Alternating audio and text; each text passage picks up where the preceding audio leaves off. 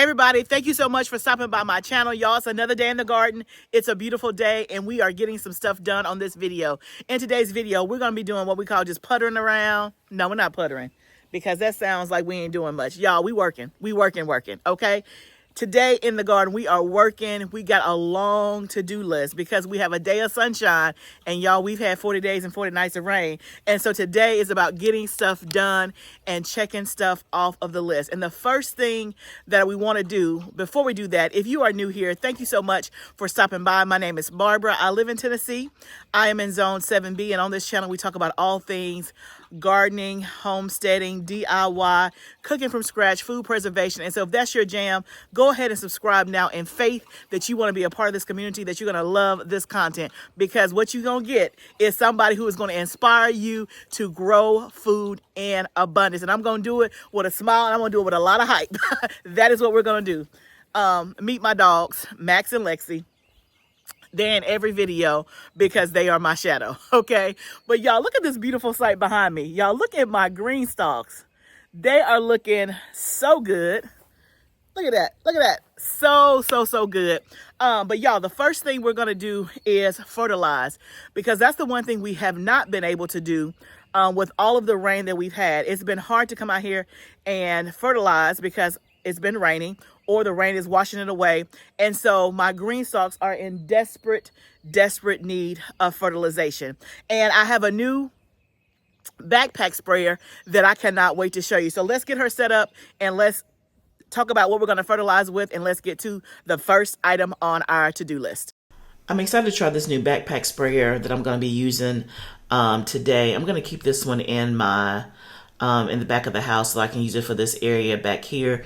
But this is a backpack sprayer. It is a 5-gallon leak-proof battery operated backpack sprayer from Seas. I will have the link and a code for 15% off that you can use if you want to purchase this.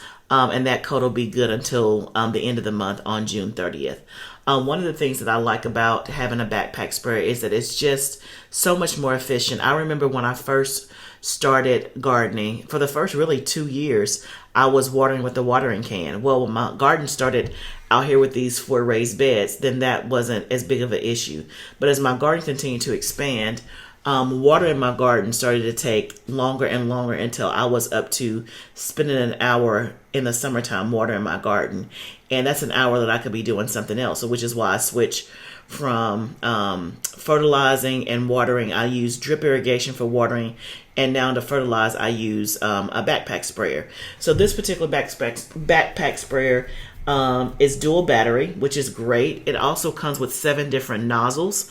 And so depending on what you're watering or fertilizing, I should say, whether it's your entire lawn, whether you're pinpointing a particular bush, it has a nozzle that will fan out wide, that will be more narrow, whatever you need. It has a nozzle that's going to do it. It has 100 PSI adjustable pressure, which is also good. And I love the fact that, like I said, it's leak proof. And this is pretty large. It doesn't look like it looks really small, but it holds 5 gallons, which is fantastic. Now, one of the things that I always do is, especially for me, I want to make sure that it is light enough that I feel comfortable carrying it on my back. So we're going to try it on and see what it fits like.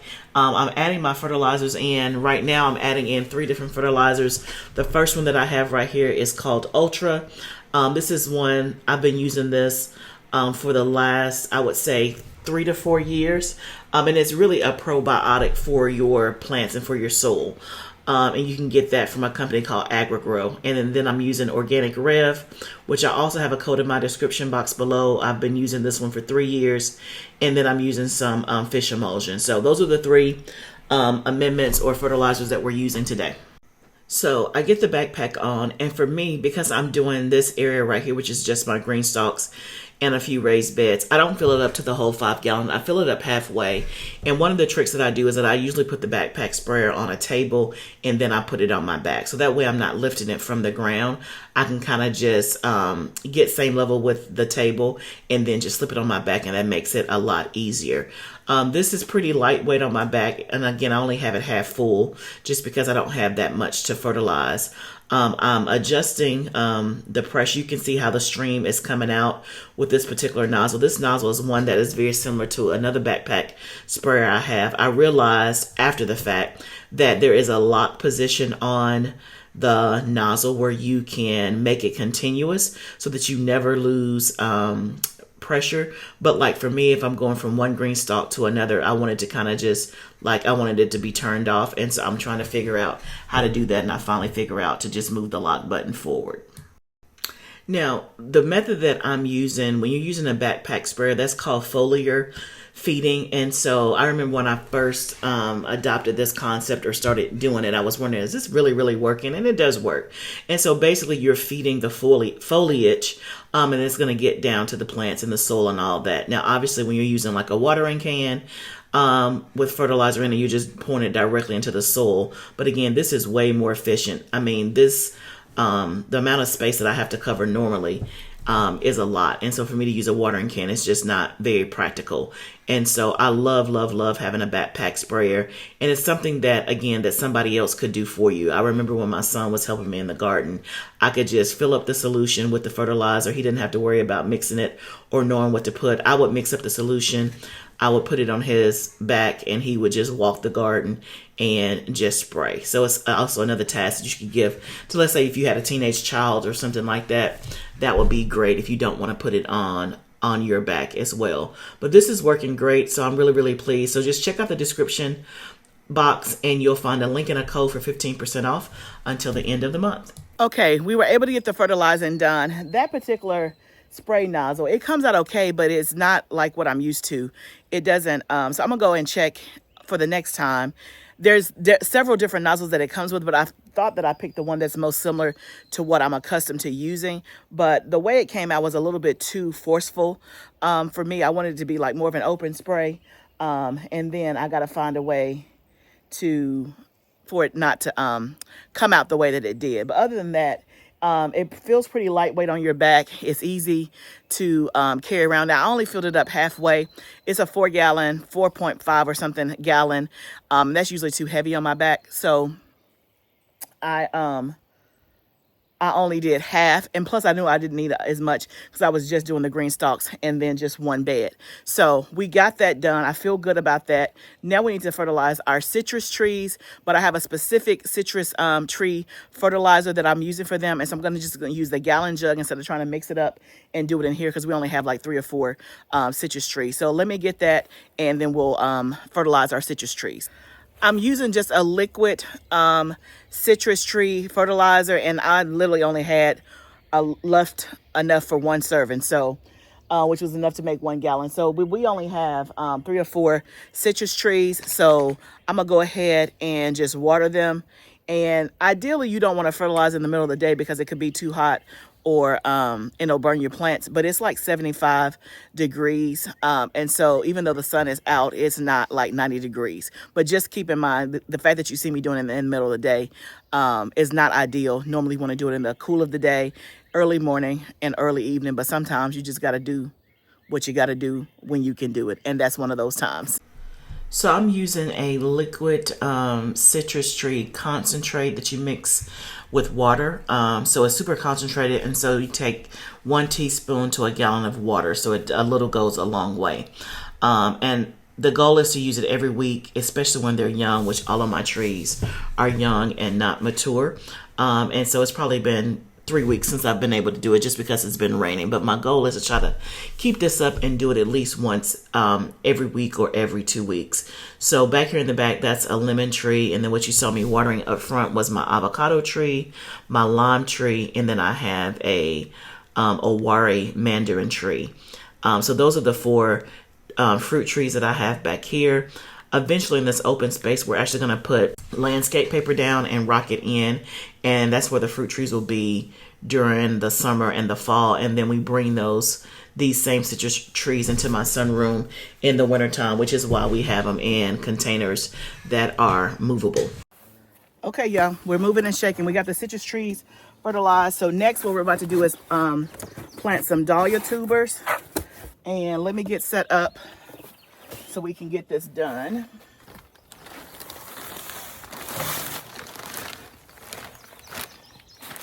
This is my Vago Garden potting bench.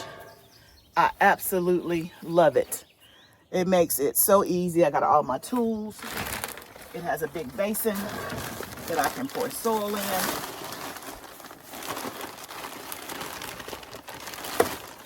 Let's get some gloves. Which ones do I want? These will work here. So I love dahlias, but I have not been able to grow them successfully. But I keep trying because I love the flower. I think it's just so pretty. Dahlias grow really well in cooler regions like up north.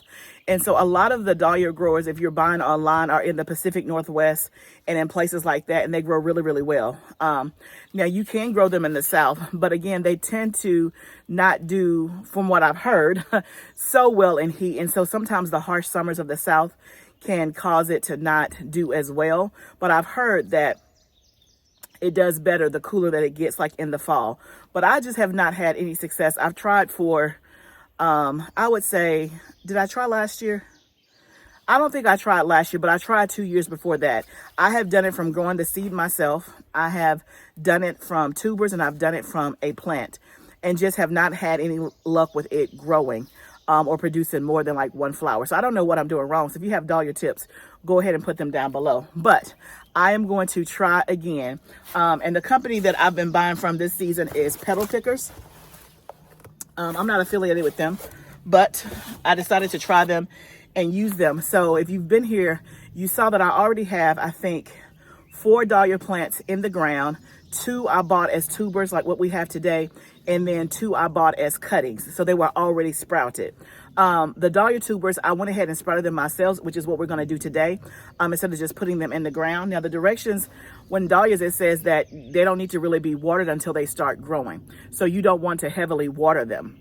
Because I have drip, I want to make sure that I don't put the tubers in the ground and they get too much water, and especially it's supposed to rain and all that good stuff. So I'm going to go ahead and just do the tubers myself, let them sprout, grow a little bit, and then we'll put them in the ground, which is what I did with the other 2. They seem to be growing, you know, they're growing slow, but they're still growing. They're not dead. So, hey, we're going to count that as a win. But Petal Pickers, and dahlias are one of the more expensive flowers for sure. But Petal Pickers was having a 50% off sale. So that's why I went and bought more. And so I think I bought 4 or 5. Let's see. 1, 2, oh, about 5. They were 50% off. And 1 tuber. So we're going to put them in cups like this, so they have some space. That's what I did with the other ones. And we're going to hope for the best. I'm going to label them up, but let me show you or tell you the kinds that I have. This one just says dahlia. It doesn't have a name on it. I'm not sure what that is. Maybe they just gave me an extra one. This is 20th Avenue Softer Peach. This is Ivanetti, Silver Years, and Cornell Bronze.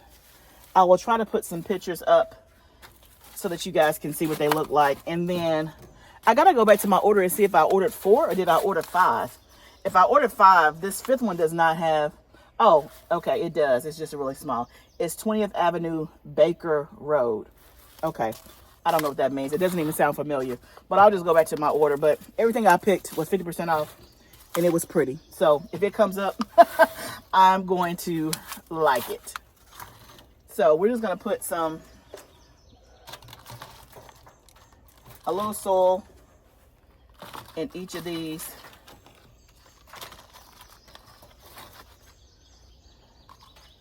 And then let me get some labels so that I can actually label so that I know what is what.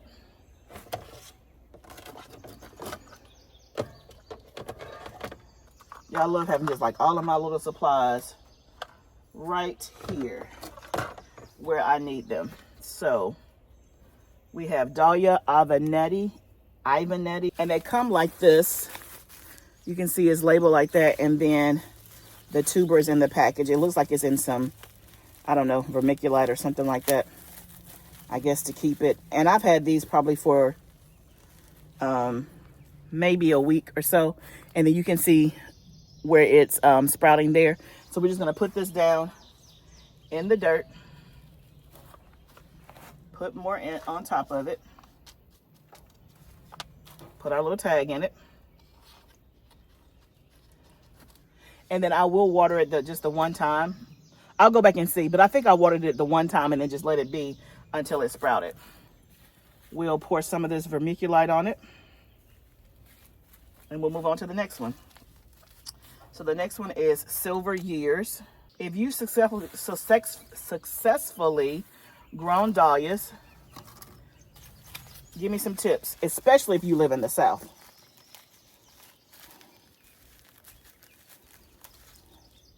So this one already has something on it. So, okay, we got that one done. And then we'll just keep up potting these, and then that project will be done. It's been sitting in my sunroom, in my house, waiting to be done, and today it actually gets done. Okay, we have all 5 of our dahlia tubers planted up. The next thing we're gonna do is do some green bean seeds. My jade variety actually showed up in the mail, so I want to go ahead and get some of those started. So if you were with me on my succession planting video, we started the French fillet green beans. I like it, but I love jade more. But I didn't have the jade, but I went ahead and started those just so that we could have some in process. But now that my jade is in, I want to go ahead and start some of those seeds. I just have them in a glass here. I pre-soaked the seeds this morning. It's only been soaking for like a couple of hours, and you can see that it makes them swell up.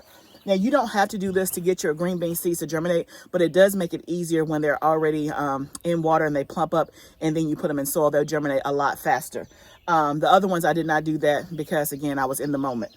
But for these, I did because I thought about it this morning. And so we're going to get 1 pod in each one. And I think I probably have enough to fill up 2 of these, which would be a total of 12. If you are interested in any Vago Garden products, I do have a discount code that's always in my description box. I absolutely love their products. I was buying their products before I ever became an affiliate. And so I don't just say that I love them. I actually do. I had already picked them before they picked me. And so when you saw me watering the citrus, if you saw those nice containers, those are also from Vago Garden. Those are their citrus tree planters. They have wheels, and it's also self-watering as well. So let's go ahead and let me make me 1 more label. Y'all, don't it feel good just to get stuff done?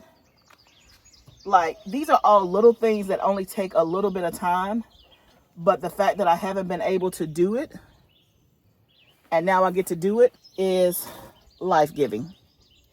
So I'm putting 1 in each cell. I'm trying to grow enough green beans for the entire year. And I'm just going to press it down, cover it up with soil. On some of these, I can see the shell casing is already breaking forth, which is good. It's going to make it easier to sprout. Now, can you direct sow these? Yes, you absolutely can. You absolutely can. I just haven't had as much success direct sowing them for whatever reason. But we have a few left. 1, 2, 3, 4, 5, 6, 7, 8, 9, 10. Let's go ahead and direct sow these. We got 12 started, plus the 12 that we started of the French fillet. So that's enough to get us for the month of June. And of course, we'll be starting more green beans in July. So we got our dahlias tubers planted up. We got 12 green beans done. Let me put some vermiculite on here. I'm just using this leftover vermiculite that came with the dahlia tubers. These will go on the shelf where I have all of my other seeds. Let me clean up my mess just a little bit. Put my marker and my labels back and make sure they're covered up. I've learned that the hard way because it rains and then my labels get messed up. Okay. I'm going to put the cover back on. Clear that off as much as possible. So I'm going to transport these to their respective shelves. I'm going to water the green beans because I did not water that. Transfer them to the shelf. I'll meet you over at the raised bed. We're going to direct sow these green beans, and then we're going to plant up another bed. I have some open space right here. So I'm just gonna plop these right here in this open space. I have like, and cover it up and water it in. We'll go down right here.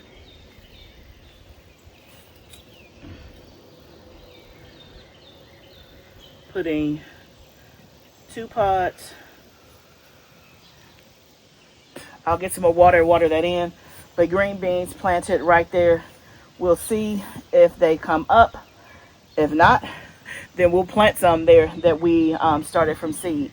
So let me water this in before I forget. And then next we're gonna go to the next bed and start planting that bed.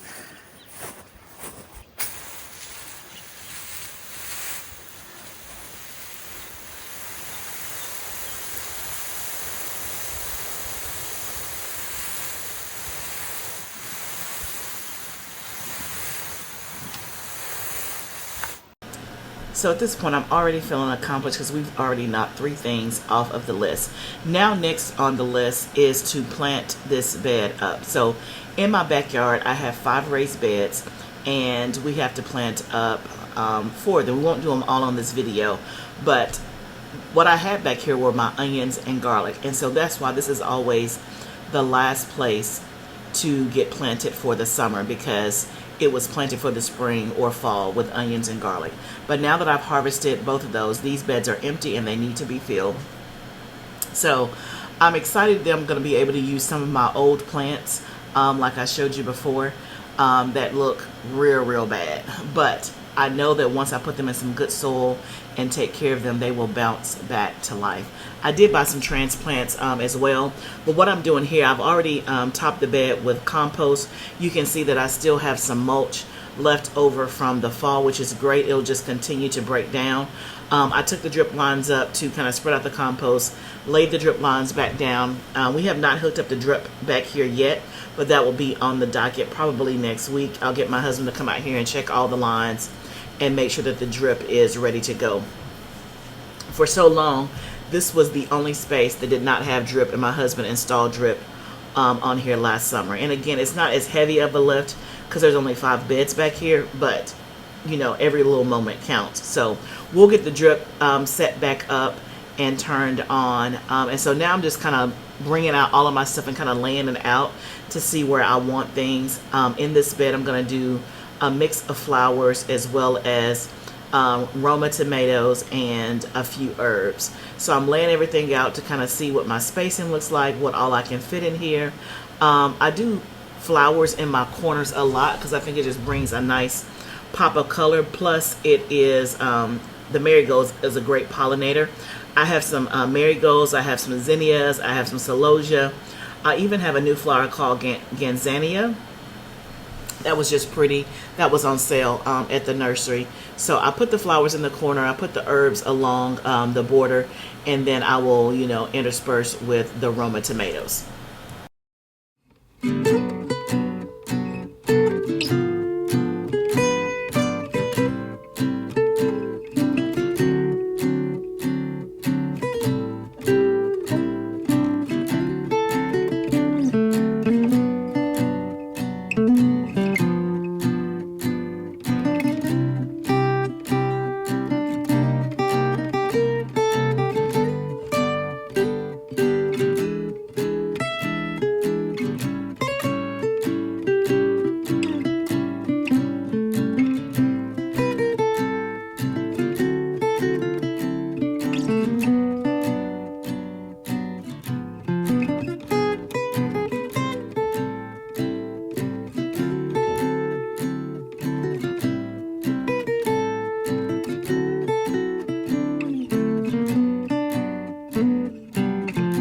Okay guys, I had to pull my hair up because it was getting a little warm. It's like the sun overshadows and then it's shade. Like right now, of course the sun is out, but it's not beaming down. It's like very cool and the shade. And that's the beauty of this area. It gets sun and shade.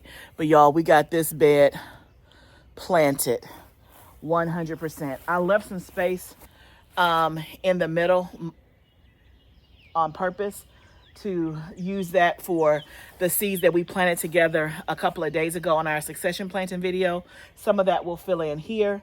Plus what I want to put there, I don't have, but we have marigold, we have marjoram, we have 4 jalapeno plants, and these jalapeno plants are plants that I started back in February. These were leftover plants. They look yellow, they look bad, but trust me, they're gonna come up. I have a marigold there, a petunia there, zinnia, a flower called gazania, celosia.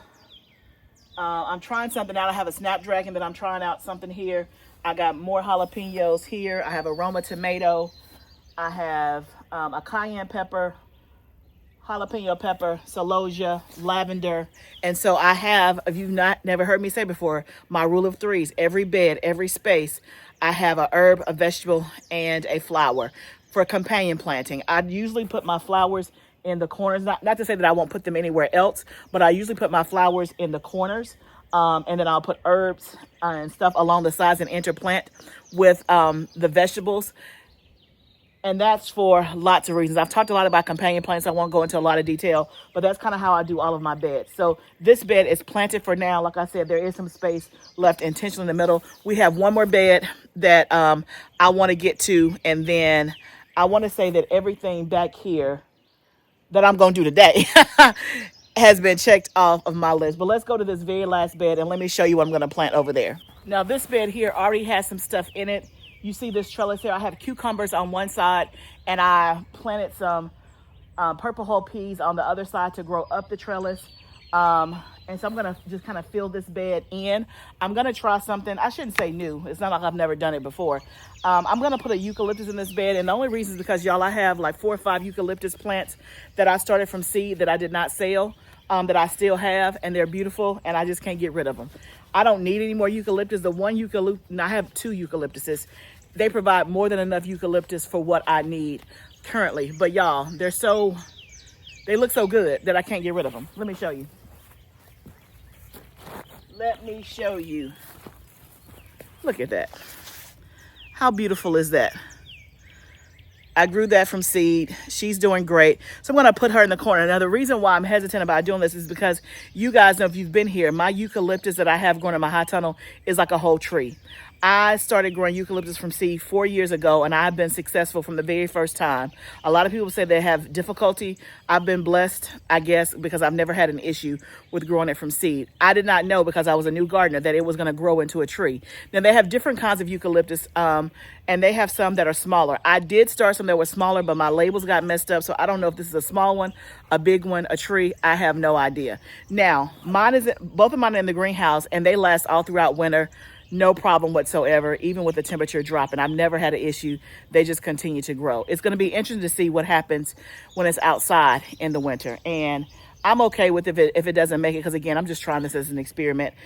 And I don't mind keeping it. I just don't want a tree right here. So let's just see what happens, and we'll go from there. That's the best I can do. Maybe I should put it in a container. Maybe I should do that. Maybe if I keep it trimmed. I don't know. Let's just try it. Let me look up something. Anyway, so I got some zinnias I'm going to plant in here, and then I have some bell peppers I'm going to put in this bed. Also in this bed, I have some turmeric and ginger growing, and I'll show you that at the end. I'll give you an overview of both beds. But let me get this stuff in the ground, and then we're going to call the backyard, our to-do list, mostly done.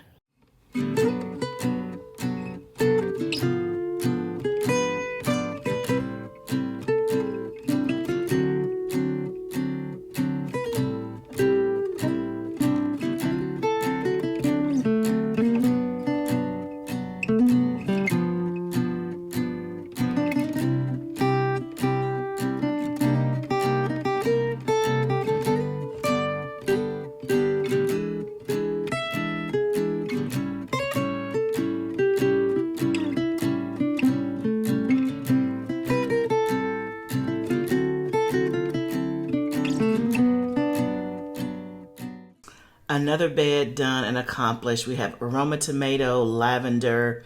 We have some zinnias there. We have some orange bell peppers going down this row right here. I did end up putting my eucalyptus in there. We're going to see how it goes. I have a marigold there. Back in the back is turmeric. And then right here is ginger right there. That was from a viewer. Thank you so much, Natasha, for sending those to me. I have cucumbers right here. And then on the back side, I have purple whole peas. This space in the middle is empty, but we will fill it in. What a productive day in the garden. We got several things checked off the to-do list for the backyard garden. Now I got to do the same thing in 2 more spaces. If you're new here, we have 3 main gardening spaces. This is the space that my garden started, but this is always the last place to plant for the summer, because back here we normally have our onions and garlic, which I posted videos of us harvesting our onions and garlic. So it was time to plant these beds. So I only have 2 beds left to plant. That's that one there, and then that one right here. Those will be planted with sweet potatoes, and I will take you guys along on a video doing the sweet potatoes. Last year, y'all, I grew 200 pounds of sweet potatoes. We are still eating off those sweet potatoes now. In my root cellar are the sweet potatoes. We have, if I had to guess, we probably have about 10 more. And so those sweet potatoes have lasted us all year. They still taste great. They've been able to be preserved and stored in the root cellar without an issue. So I probably won't make it up until a year's time, because we usually won't harvest sweet potatoes until September, but I got 10 left. I'm pretty close. And I may, depending on how often we eat sweet potatoes going forward. Right now, we're going to be enjoying potatoes that we harvested and doing potato salad and mashed potatoes and things like that. So we may give the sweet potatoes a break. But if you want to know how to grow sweet potatoes, then definitely watch one of my previous videos, or make sure that you tune in for an upcoming video when we actually plant our sweet potatoes. But I'm going to be giving you some tips and tricks on how to have a great sweet potato harvest. If for some reason you don't have sweet potato slips, this is the time to get them right now. You want to be planting your sweet potatoes right now in the month of either May or June. It's June now for me. That's when you want to plant your sweet potatoes, because they can take 90 to 110 days to grow, and you want to pull them right before your first frost. But you want to make sure that you have enough time to do that if you're in an area that can grow sweet potatoes. So that'll be in an upcoming video for sure. But I feel good about all the stuff that we got done today, y'all. We knocked it out of the park, and I could not be more grateful. I'm so thankful for the sunshine, so thankful that we were able to get it done. And I'm going to head down to the high tunnel and take a look-see. I don't have a list for down there because I haven't been able to go down there and put my eyes on it. This is easier for me to get a list, because even in between rain showers, I can just pop in and out my back door because it's right off of my kitchen. And so I was very clean on, okay, what needs to happen. Plus, I had a lot of stuff to plant here. The other spaces are all planted. So we have pruning I know to do. We have weeding to do. We have green stalks to set up. We have all the things, but I will make sure that you don't miss the important moments. But I just want to say thank you for joining me in the garden today as we just boop, boop, boop, went down the to-do list. Sometimes you just got to take a day, a couple of hours to get it done. And this only took us a couple of hours to get done. And I was taking breaks and going in the house and managing, other stuff as working women do. But I feel good about our progress. We got our green stalks fertilized. We got our citrus trees fertilized. We started some dahlia tubers. We started green bean seeds. We direct sowed green bean seeds. We planted up 2 beds. Well done. And let me just tell you, well done to you. You're doing a good job. It may not feel like it. You may be frustrated. You may be overwhelmed with the weather or life or whatever. Take it one day at a time. Take it one seed or one transplant at a time. If you only have 15, 20 minutes, go out there and throw you some seeds out before the rain comes and let Mother Nature do its work. Or if you only have 15 minutes, go out there and pull some weeds. Most of us do not have it all day to do the garden. Some of us don't even have a couple hours. You have blocks here and there. Take the time that you have to get done what you need to get done, and just pace yourself. Remember, this is a journey, but let's do it together. I'll see you next time, friends. Thank you so much for stopping by our channel. I invite you to go to our website, livingfoodsfarm.com, and peruse around and see if there's something that you might want to purchase on our site. We have a ton of digital resources. We also sell sourdough starters. We also sell salves, insect spray and our famous jalapeno salt is always available in the throes of the summer. So take a look around, and I would love if you would just take a look and stop by. Thank you so much for stopping by my channel, and I cannot wait to see you in the next video.